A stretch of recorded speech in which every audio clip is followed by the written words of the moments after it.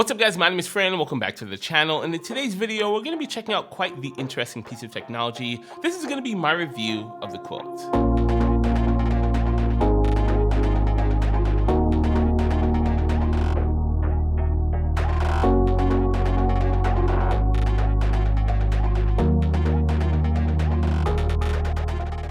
So what is the Kwilt exactly? Well, to put it in my own words, it is a self-hosted cloud storage device. Essentially, the Kwilt allows you to plug in any USB-based or even SD card-based storage and actually makes it accessible to you anywhere you have an internet connection. Now, that might be a little bit of a simplistic explanation, but it's actually capable of doing much more. But before we jump into all the other features, let's take a look at the Kwilt hardware. Now, Kwilt actually makes multiple models of the Kwilt device, and mine in particular is the Kwilt 2, but they do make a more powerful Kwilt 3. Now, taking a look at my Kwilt 2 device, you will actually notice along the back an AC port and 1 gigabit Ethernet port, an HDMI port, an AV port, a SPDIF port, as well as a USB port. Swinging around to the side of the unit, you will notice 3 more USB-A ports and then an SD card reader slot. And then looking at the front of the unit, you won't notice anything here except for the light when the Kwilt is actually powered on. Setting up the Kwilt was pretty simple as well. You plug in the AC power cable, the optional Ethernet cable. I only say optional Ethernet cable because you can set up the Kwilt using wireless as well, so you might be able to skip this if you're doing wireless.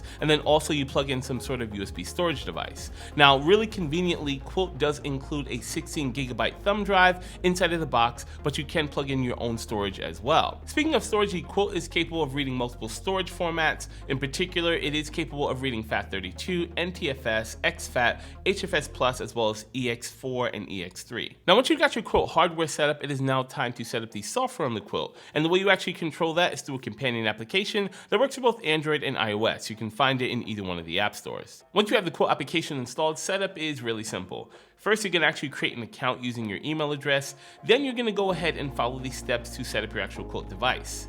Now, there are a ton of features in this application, more than we have time to go over in this video, but I did want to highlight just a couple of my favorite features. The first feature that I like to highlight is actually the ability to copy all of your local photos and videos from your smartphone up to the Kwilt device. Now, this is actually pretty fantastic because you can actually set it up to do this continuously. As soon as you take a photo, it automatically goes up to the cloud and to your device where it's backed up safe and secure. The Kwilt also gives you the ability to use it as an ingestion medium. So for example, if you've gone out for an entire vacation day of shooting photos and videos, and you actually want to make sure all that stuff automatically gets backed up to the cloud, even before it even touches your computer, you can simply plug in an SD card on the side of the Kwilt device, and then it'll automatically copy all of that data up onto the Kwilt hard drive.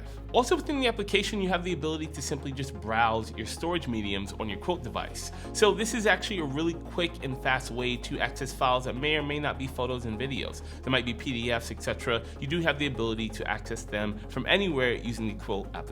And that is actually one of the highlight features of the Kwilt application, the ability to access all of this data not only on your local network when you're home connected to your Wi-Fi, but you actually have the ability to access all this data from wherever you are as long as you have an internet connection. Now, if all those features weren't cool enough, you also have the ability to access all of your files and folders from your desktop computer by mounting it as a simple SMB or Samba share. Okay, so now that I've gone over how quick and easy it is to set up the Kwilt and some of the key features and functionalities of the device, let's talk about the Kwilt itself and who exactly was it built for. Now, for me personally, I have a pretty interesting opinion on this device, considering in my regular 9-to-5 job, this is actually what I do. I build infrastructure for developers to make cloud applications using cloud storage, etc. So I can confidently say I've used most of the cloud storage services out there. Not to say that Kwilt is trying to compete against the likes of Amazon's S3 or anything from Google Cloud Services, but they are looking to compete more with the more consumer grade stuff. For example, Dropbox and Google Drive and Microsoft's OneDrive. So with all these consumer grade cloud services already being in existence, and with most of them starting off with a free account that already has a decent amount of cloud storage, where is the advantage of hooking up a piece of hardware like the Kwilt in your home?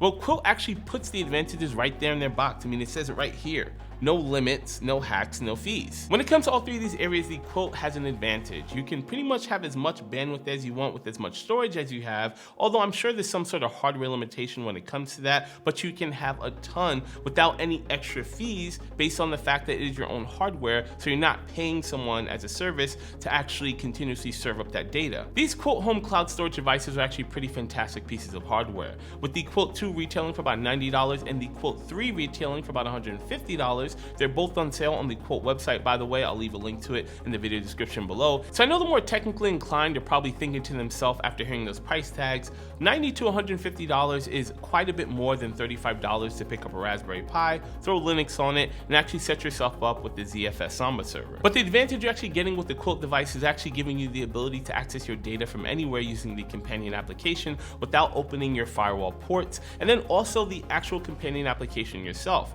As much as you might possibly find some sort of Android FTP connector or whatever it might be to actually connect to it, it's not going to be as simple as simply clicking a few buttons to go ahead and sync all the data up to your Kwilt. And for me personally, I do a lot of that stuff at work, so I don't want to come home and tinker around with the server, make sure it's always running. But that is going to wrap it up for my review of the Kwilt. Now, the fine folks over at Kwilt were nice enough to send me this unit for review, so big shout out to them. Thank you so much. And they've also been really nice enough to send one out to one of you guys as well. So you know what that means? It is giveaway time. Now I'll actually be leaving a link or a description of the contest rules down in this particular video description. We'll probably be doing it on a live stream, and you probably just have to be subscribed to the channel and maybe follow me on Twitter. But I'll leave all that information down in the video description below.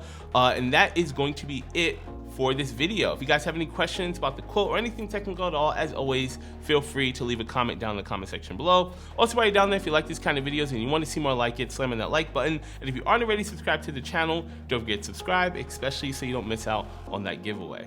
Once again, guys, my name is Fran. Thanks for checking out this video, and I'll see you guys on my next one.